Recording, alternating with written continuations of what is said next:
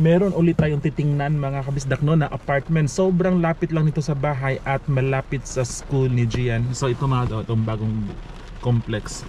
Umuulan ngayon mga kabisdak, pero dahil gustong gusto naming ma-view to itong apartment na to, kasi sa picture maganda yung quality, para yung vibe niya kagaya sa tinitirhan namin ngayon, parang homey. Kaya kahit maulan, titingnan pa rin natin mga kabisdak. Yung presyo niya is 490,000. Kunti lang yung diferensya no sa mga last.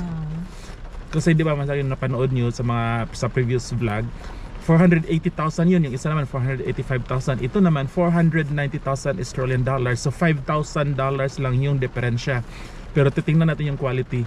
So yung problema lang ngayon, kung yung may-ari or yung tenant nasa loob ng bahay kasi umuulan ngayon, baka hindi tayo makapag-video ng maayos. Pero hopefully mag-ask ako ng permission, hihingi ako ng permission kung pwede mag-video para mas maipakita ko sa inyo no. Tapos mag-comment kayo mga kung ano yung feedback nyo about sa apartment. So let's go. Careful. So yun, umuulan ngayon no, pero walang makakapigil sa atin mga sa pag-explore. Doon tayo guys.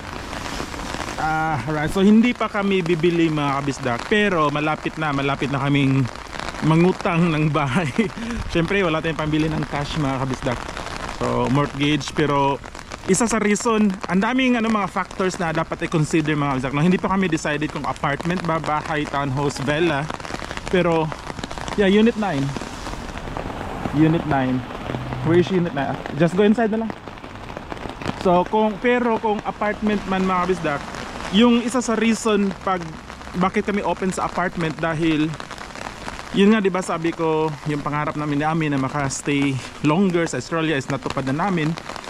Ito bonus na lang to na magkaroon kami ng sariling bahay. So kung kukuha man kami ng bahay, mangutang man kami, gusto namin maliit lang yung utang. Ayaw naming ma-stuck sa mortgage. Yung gusto namin mamuhay ng mortgage free, mamuhay ng wala masyadong utang. Kasi sa experience namin, ay nandun tara sa labi mo. I don't know. May mga tao. Sige, let's go up Unit 9 daw. So sa experience namin, ang daming problema na napagdaanan namin. So ngayon, it's time for us na i-enjoy yung current life namin ni Amin no, at hindi kami ma-stuck sa utang. Mib, diri man itong apartment ni Adiday Lahiday. Unit 9?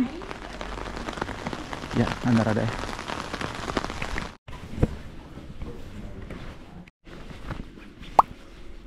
Pindot ra ba no?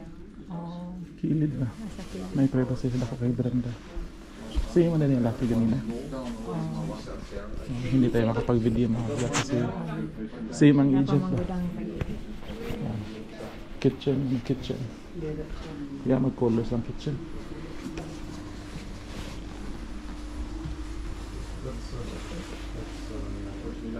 Brenda.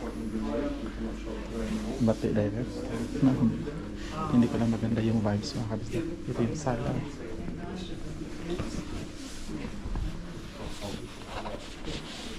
Tapos kwarto rin. Ganda rin. May tao. Sa Pikas ba? Wala. Pero may tao.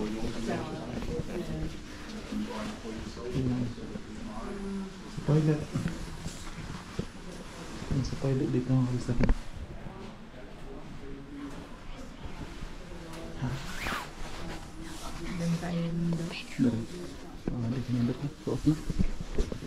Ito yung isang kwarto, maliit. Masilip lang ganyan. Kapandapit sa mall no? Diyan yung kabilang kwarto, hindi tayo makakapasok mga kasi meron tao. So dito sa sala. Ito yung sala dito. Ano sa sala? Ito yung sa sala. Ito yung sala. Kitchen.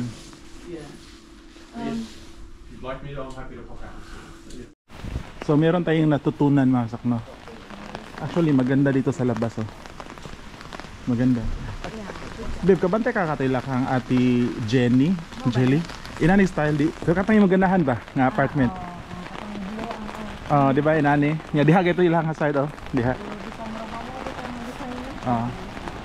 So meron tayong natutunan mga kabisdak no. So napaka-importante na mag-view talaga no, at hindi ka mag-rely sa pictures kasi yung tiningnan natin kanina, ang ganda niya sa picture, sa online parang very homey ganun. Pero kanina napansin natin, no, pag punta natin, yun, kanina nasa loob tayo ng unit, pangit yung vibe. So yun, so meron pa kaming i-review sa harap ng bahay mga kabisdak, kasi mura yun, less than $400. Ano yun, $380,000. So tingnan natin yun mamaya. Alas 3 ng hapon, time check, alaon na ngayon. So uwi muna kami sa bahay. 2 hours later. Alright guys, so continue natin yung viewing apartment episode natin mga kabisdak. So time check, alas 3 ngayon ng hapon, Sabado, maulan. And yun, kaninang morning pa kami, no, nag-review ng apartment. Actually kagigising ko lang, natulog uli ako. Sobrang busy ko pala sa trabaho mga kabisdak, as in sobrang busy. Isa yan sa reason bakit hindi ako masyado nakapag-vlog. So ngayon mga kabisdak, itong next na i-review natin, dito yung bahay namin, so, diba? Diyan kami nagre-rent. Yung next, lapit lang yan, oh. Yan lang, yung building na yan, yan. So dyan tayo pupunta. So yung presyo naman nito, yung price, yung value amount ng apartment pag bibilhin natin mga kabisdak is $430,000 Australian dollars. Come here babe, labang ko una ha. May bus babe, tingnan mo. 430,000 mga kabisdak, 430,000 Australian dollars. In pesos, nasa around 16 million pesos, no? So ipakita ko sa inyo mga kabisdak. Ito yun. Dalawa yung unit na binibenta dito. Yan isa, pero yung titingnan natin is, so hindi ako sure. Nakalagay unit 14, bago ata eh. Parang nabenta na to, pero yan yun, so, yung building complex na yan. O yan. Yung sa amin, no, yan yung gusto namin. Ito, may tao sa harap babe. Parang dun yun. Sige, let's go there. Ito Zak, matagal meron mga binibenta na mura dito Zak. 'Di ba yung sabi ko yung presyo is 430,000. 2 weeks ago may binenta na 380,000 lang. Pero hindi kasi siya ganoon kaganda tingnan dito kasi 'di ba parang napaka-jumbo na building, walang ka-design, parang hindi homey yung dating ba. Pero let's see lang kasi kaya namin tiningnan kasi lagi namin nakikita at nasa harap lang ng bahay namin, no. Parang unit 14, nakalimot ko, 1 to 7. So sa likod, sa likod, can you open? 8 to 16 is over there. Okay, you go there. Inside. So nasa likod mga kabisdak, no? Pakita ko sa inyo yung entrance sa ano yung ambience. So ito, maluma ang abib dong sa daanan pa lang. Luma nga siya mga kabisdak. Luma siya, tingnan mo ito. Nakakatakot yun. This is the most confusing. Okay, go there guys. Tingnan mo to babe, no? Parang yung bahay natin dati ba, yung mumurahing apartment na yung nag-rent first. Come on. That's like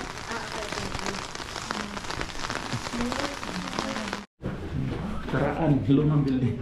Pareho sa apartment.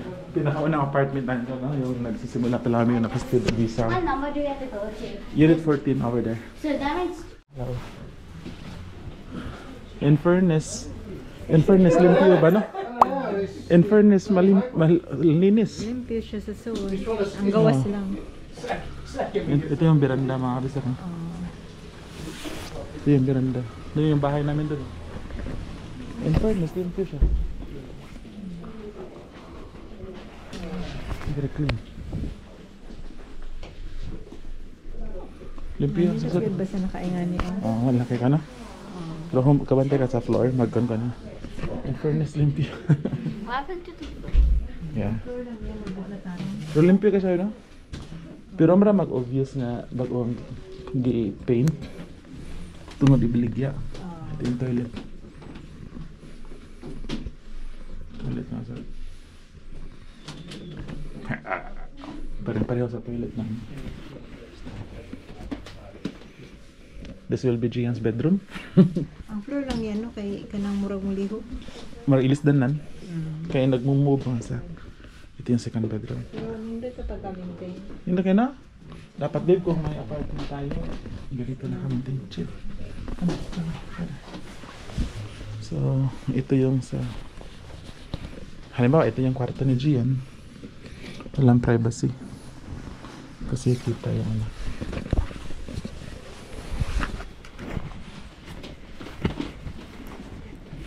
so full.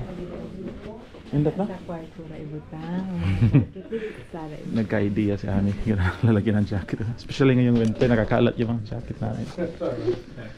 Minimalism ra ba? Kunti lang yung gamit mo. So yung maganda. May minimalism. Very nice. Dari na siya gibuild. Ang ganda. Ganda babe, no? Dapat. Pero para siya klaro nga. Hindi siya pagka-maintain. Hindi siya pagka-maintain.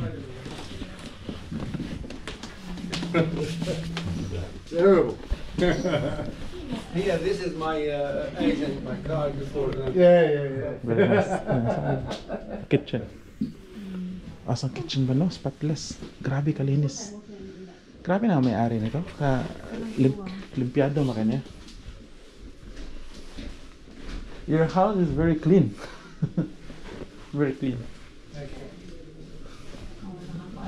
Huh? Limpyo ang balay niya, no? Grabe naman dapat limpyo ba niya? Iya siguro nang gitawaan. Before Hindi pa. may baligyan. Or marag limpiado gyud pa siya. Hey, ang organized ba yung arrange ka no? Sobrang linis ng taong to. Spotless.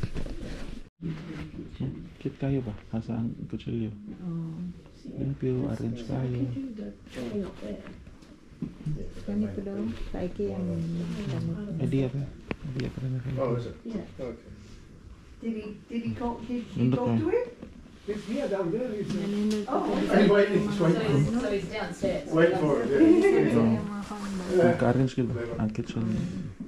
Ayan ito ito. Mga tasa. Grabe ang ka-spotless kayo. Di mo presto ang buling. Yung sa amin, mga bisdang ang daming oil. Ito ang taon to, napakalinis. Yung may-ari nasa likod, nasa tanda. You own this or Huh? it's your home. Ang sila may-ari. It is a lovely home. Dali tayo sa bubul. So, marag siya si first owner for many years na. Ang ganda ng sala. Kami, let's go. Let's go. Problema lang is dito sa ganito, old style to mga kasi itong mga lights pag i-press mo siya para mag-remain turned on tapos slowly Sa gawas good na. ganito yung ano ganito yung apartment style na unang dinirhan namin na napakamura. $300 per week mo to rent na to, babe, no? So, nag-start tayo, oh.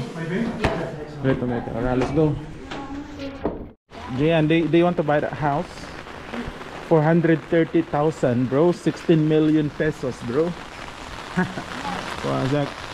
So, yun na, Zach. Uwi na tayo, no? So, yun yung apartment. Napakaganda, napakalinis.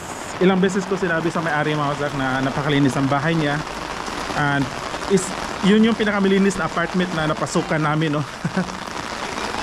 So, pero yung problema niya is yung dito yung building mismo luma, sobrang luma.